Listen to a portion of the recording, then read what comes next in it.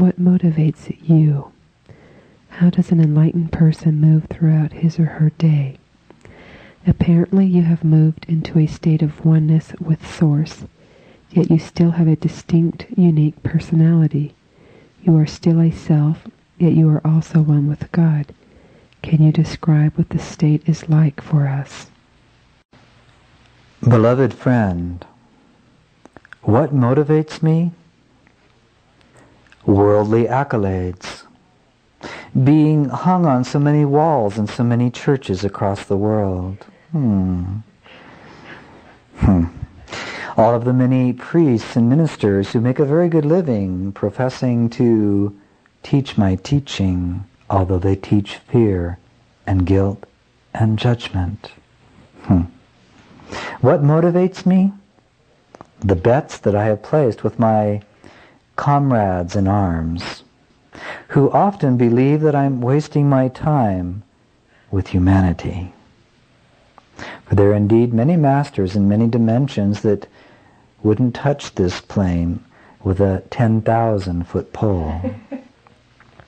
Yet I say unto you, beloved friend, I speak somewhat tongue-in-cheek, although I don't have one. What motivates me is what must come to motivate you when the Christ mind is awakened within your being and has come to outshine any other possibility. For what will motivate you is the deep appreciation for the grace that has healed your mind. The great mystery from which you have arisen that somehow reaches into your illusions and brings you home. You know not how. Love of your Creator will motivate you as you become more and more empty of self, empty of fear, empty of the need to survive, empty of everything unlike love, and more conformed to the instrument of peace.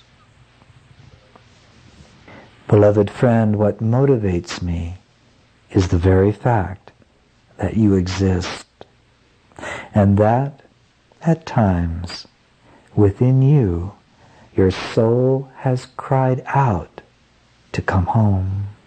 And because my Father has brought me home, because I know how perfect it is, how can I not extend myself to you?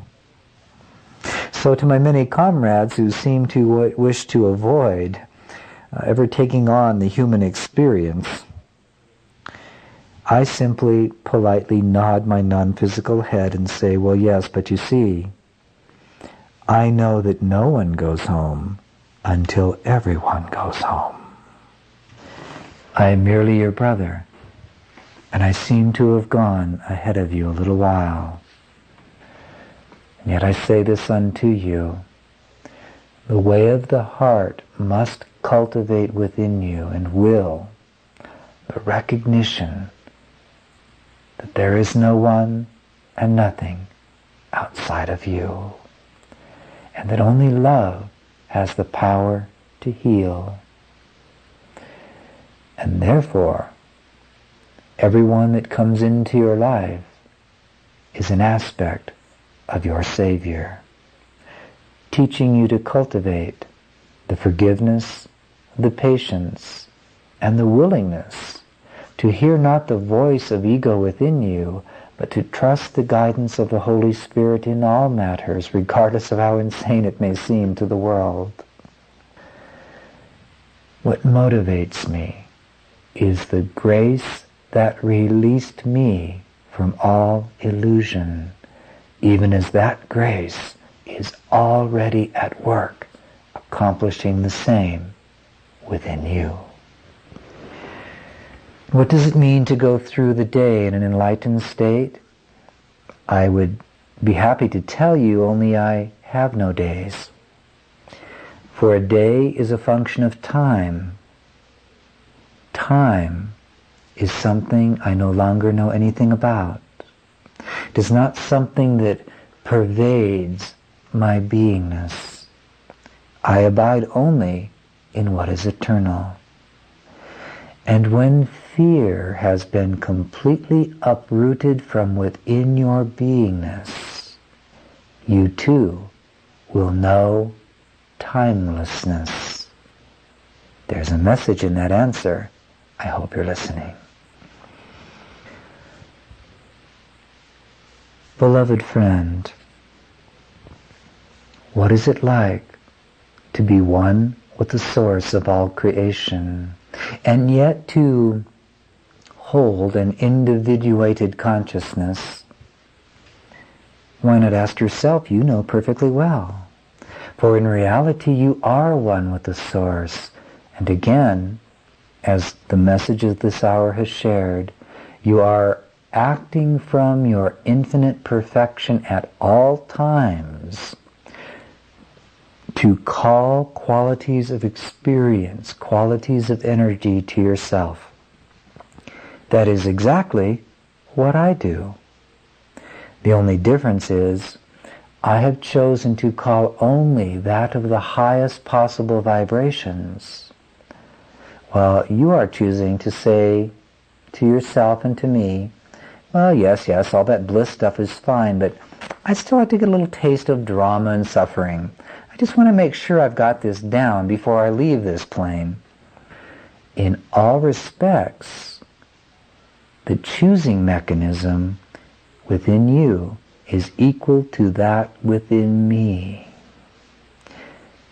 Therefore understand well, if you would know what it means to know you are one with your Creator, while yet exhibiting an individuality, simply begin to observe your own mind, your own choices, your own experiences with perfect innocence, constantly reminding yourself that the truth is true always.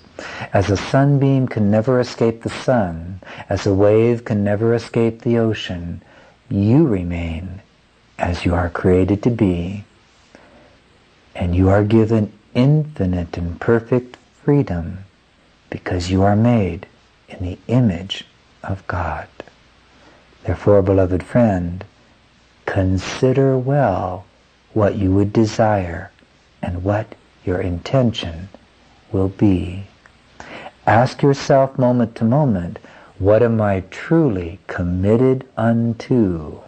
For what I am committed to is the focus of my intention. And the intention that I focus on brings to me the fulfillment of my desire. And what I am experiencing, like it or not, is always the effect of my desire. Would you please comment on the role of sexuality in sexual expression for those of us committed to a path of spiritual evolution? Well, indeed, beloved friend, if you would be committed to a role of genuine spirituality, you must put that which is called the chastity belt upon the body. You must separate yourself from all those who seem to elicit little tickles of sensations in your body. You must banish from yourself all thought of another body next to yours. And if these things arise, by all means, whip yourself. Beloved friend, I've said many times that all events are neutral. All experiences are neutral. They will be, therefore, precisely what you choose them to be. Sexuality. In your world, most minds take this to mean that there is some sort of juxtapositioning of physical bodies, some groping of the hands and the lips and the tongues and what have you. But indeed, this is only the outer reflection or the symbolic expression of the energies being held within the mind. it is most appropriate to say that all of creation is an act of sexuality. It is an expression of energy which wishes to birth forth with great passion creation. And all relationships, whether it be between two bodies or between the moon and the sun, between the earth and the sky, all forms of relationship are inherently the same. They hold within themselves the promise and the purpose and the challenge of discovering the unity between the two or the three or the 10, it doesn't matter. Therefore, sexuality, as you understand it in your world, is only what you will choose it to be. It does not necessarily accelerate your awakening, and it does not necessarily impede it.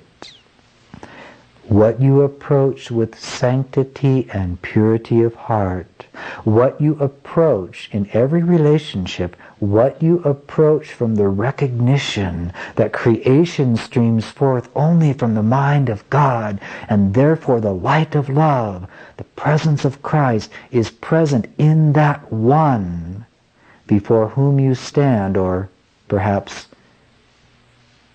whom you lay next to. What you approach with sanctity is sanctified. What you approach with secretness, what you approach with neediness, is demoralized and destroyed. I would say unto you, beloved friend, you cannot transcend what is not first embraced.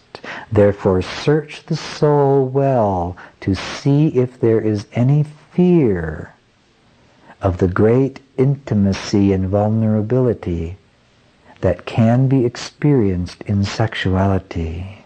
Is there something in you conflicted that is not allowing you to truly drink in the beauty of the physical form of another, to pause over every curve and every dimple, and even every little hair upon the body? Can you see within this grand mystery? Can you pause long enough to lose the false self? Can you sanctify the touching of flesh? For I say unto you, you are the creator of what you experience. Sexuality is a grand thing, and let no one tell you that I avoided it when I was a man. After all, that's the whole point. I was, after all, a man. But I sanctified it to keep it holy. And sexuality can be experienced in its totality merely by looking into the eyes of another and setting yourself aside and asking only to see the face of Christ. For sexuality, the great longing within humanity is to find some method, some way to transcend the fear, the guilt, the deep contraction which is ego, to find some way to slip through the cracks and experience some momentary bliss of the unity of oneness. But I say unto you, cultivate the reality of your oneness within yourself, and indeed you will find that all relationships, whether you be with a body, with a blade of grass, or with the wind that touches your skin, will feel like a sexual experience as long as the body lasts. Let then this energy fill you. Feel the bliss and the pleasure and the joy of sensuality and sexuality. See it happening all over the place on your planet, because without it the planet wouldn't even exist. Beloved friend, have you not ever watched little children who run naked through the fields and play with their genitals without the least bit of thought? They derive from it a moment of pleasure, and occasionally they may touch each other. There's no judgment in this. There is only innocence. And the adults look and go, oh, well, isn't that cute? And some of them go, oh my good. Charlie, please cover that up. You can't do that. Mary, put your dress back down. Why? What is the adult afraid of, if not life itself? And make not of sexuality a specialness, but rather cultivate within it the sanctified state of consciousness in which you are deliberately choosing to set aside yourself to let Christ love Christ.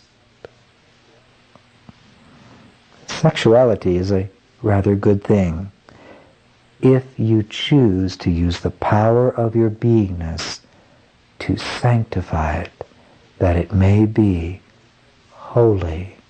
For what is holy gives rise to wholeness. And what is fragmented through fear, through guilt, through neediness, through mere lust, what is thus fragmented leads to fragmentation within one's consciousness. Bless sexuality. Let it become sanctified, and set aside all of those incarnations you held as a nun in monasteries, listening to false ideas out of someone else's fear of the body. It is only a communication device. What would you therefore choose to communicate through your experience of sexuality? Be at peace, beloved friend, and while the body lasts, my suggestion to you would be, enjoy it. I understand healing as Jeshua speaks of it in Course in Miracles. Yet what needs to occur for bodily symptoms to no longer be in one's experience? Beloved friend, as I have spoken of healing in that text, which you know as A Course in Miracles, is indeed the fundamental definition of healing. By considering it, it must flush up within you all of the deeply held hopes and prayers and beliefs and need to have healing be something that also manifests the perfection of the function of the body according to your desire of what that perfection should be. What is necessary then for the removal of physical symptoms? The miracle. But the miracle is not something which is under your control.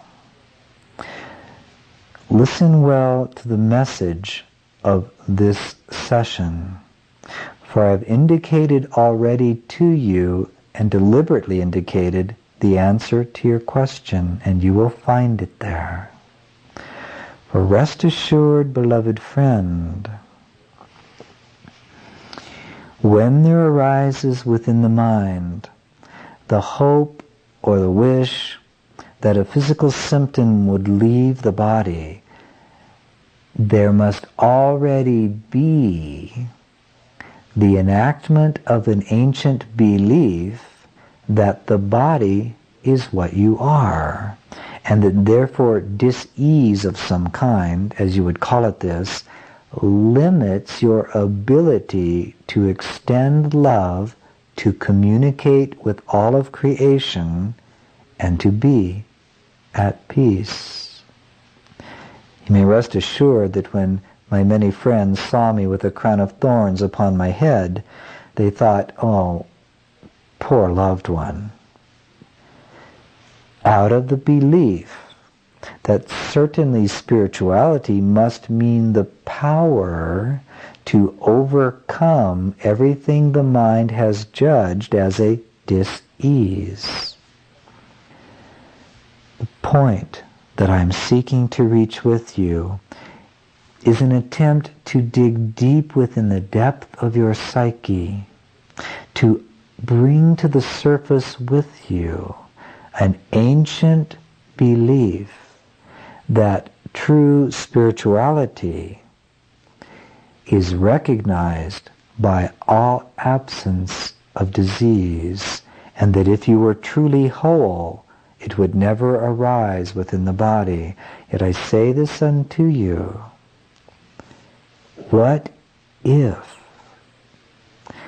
every moment of your experience was literally being brought to you of the Father, who alone knows the perfect plan for the healing of your mind?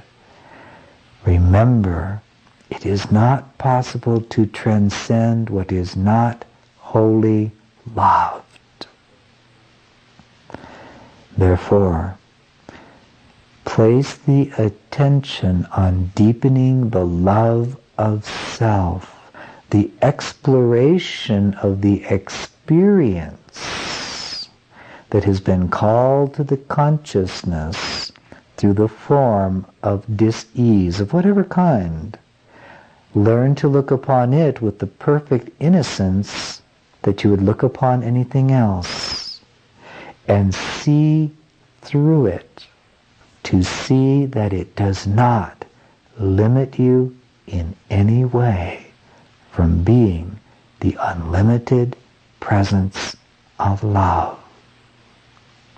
It is not a weakness, and it is not to be compared to what may appear to be a diseaseless body. For the eyes of the body do not show what is within another soul. Beloved friend, there is a part of you that carries an ancient tear. Let it be released, and healing will come.